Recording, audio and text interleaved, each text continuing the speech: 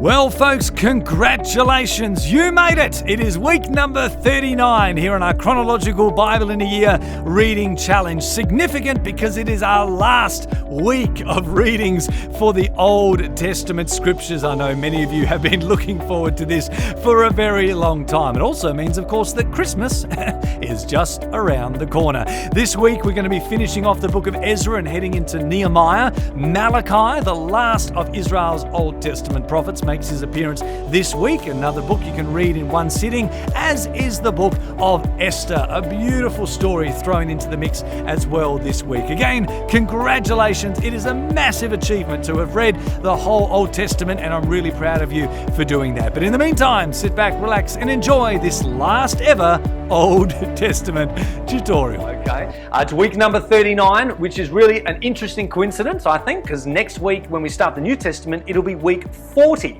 And of course, as we know from reading the Old Testament, 40 is a significant number which speaks of a whole new generation. So I promise you, I did not plan it that way. It just came out like that in the schedule. I think that's really, really interesting. All right, last week we basically read about the first 20 years of post-exile history for Israel, okay, or post-exilic history. As we kicked off the book of Ezra, we saw the rebuilding of the temple, the restoration of worship in the promised land, thanks to prophetic encouragement from Haggai and Zechariah, two prophets, and thanks to political encouragement from two of the kings of Persia. Babylon now is taken out of the picture. They've been conquered by Persia. In fact, they've been conquered by Persia and the Medes. Remember, Daniel said that, or Isaiah might have been as well, that said that Persia and the Medes would unite and form this great force that would take out Babylon. Well, effectively that happened. Persia overcame the people of Media and basically absorbed their armies, okay,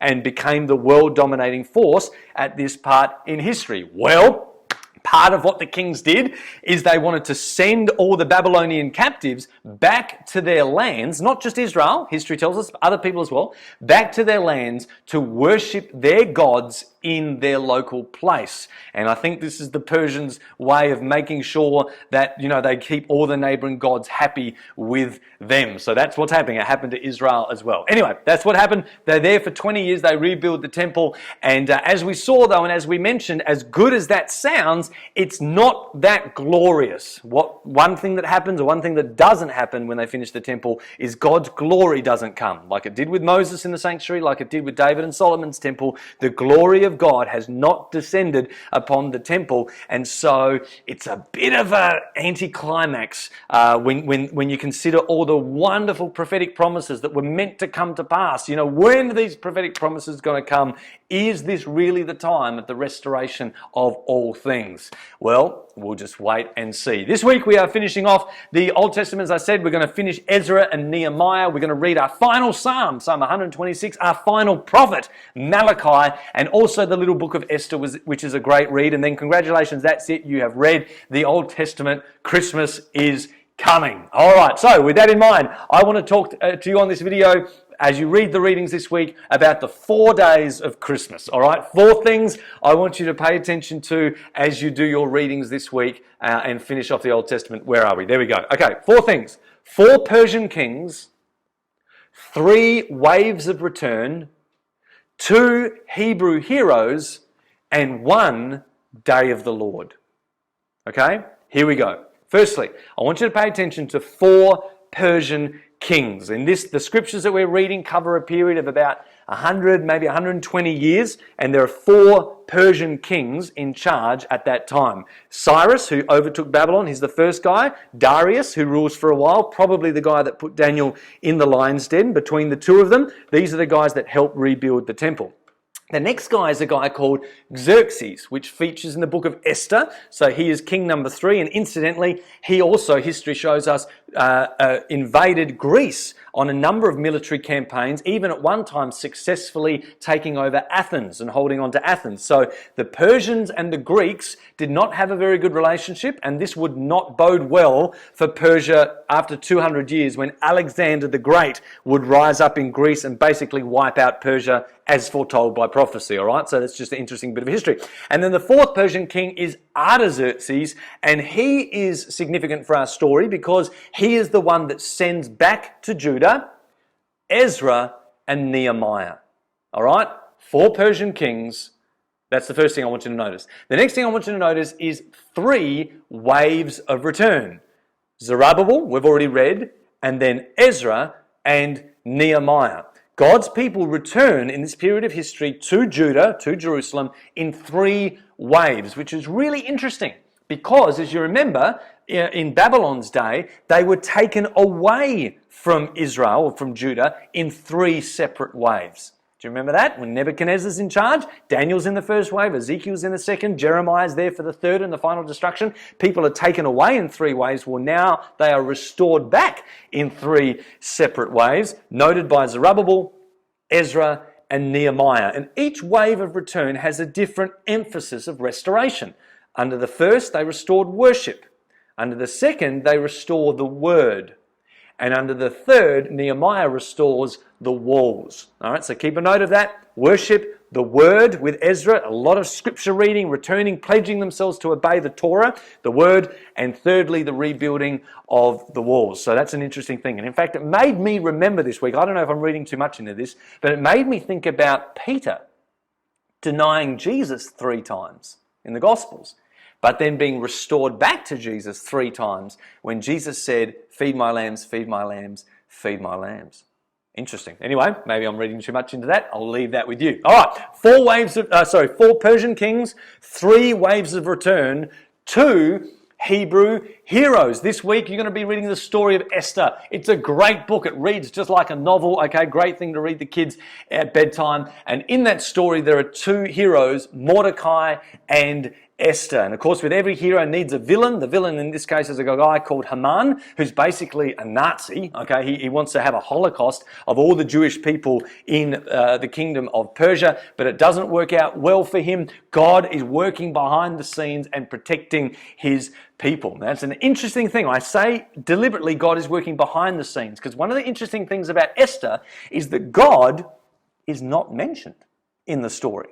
Okay, take note. There's no mention of God, no mention of prayer, no mention of worship, no mention of sacrifices or religion or anything to do with Israel's covenant story. It talks about God's people, the Jews now. We're going to see that term over and over again. The word Jew is really emerging in this part of history because it means men of Judah, basically. Okay, but it talks about them really in a secular term. But whatever the reason for that is, here's the outcome of the story. The outcome of the story is, or the point of the story is to show that even when God's people are under his judgment because of Moses' covenant, okay, he is still protecting them because of Abraham's covenant. They are still Abraham's descendants, and God said to Abraham, "I will bless those who bless you and curse those who curse you." So God is still, in a sense, with his people, even though they are scattered throughout Persia. And the end of the story results in a Jewish festival called Purim, okay, which is not a festival that God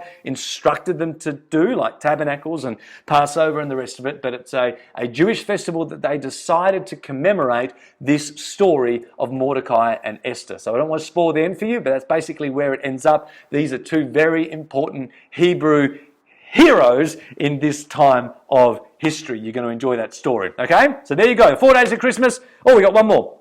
4 Persian kings, 3 waves of return, 2 Hebrew heroes, and the one more day of the Lord.